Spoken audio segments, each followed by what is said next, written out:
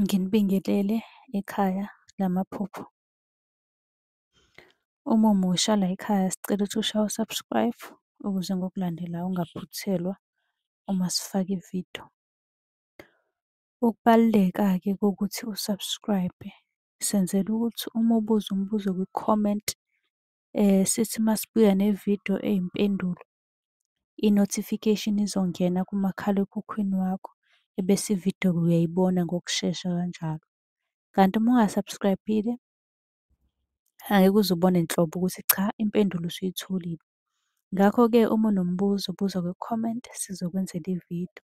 Uyakwazi futhi ukusi-inbox-a lapha ku-TikTok, usi-follow-we, inbox ucele inombolo ka-WhatsApp ozobuza njalo kuyona ekuseni uma-ke kukhona isibonakaliso obenaso.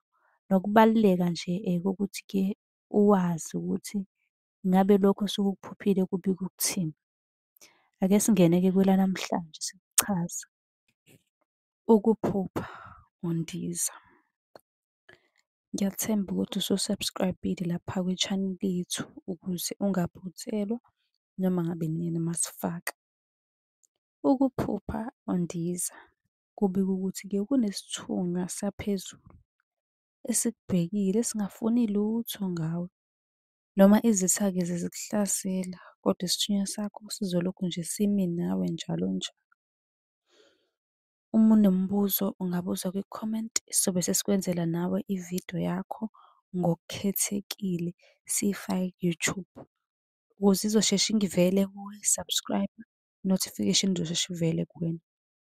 Ucele nohleli nabo ukuthi be-subscribe bese-ke uyasilandela yonke indawo.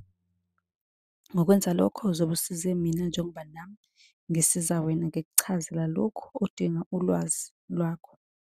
Uyakwazi-ke ukusi-inbox-a ucele inamba ka-WhatsApp la ozosibuza khona njalo ekuseni uma ube nephupho.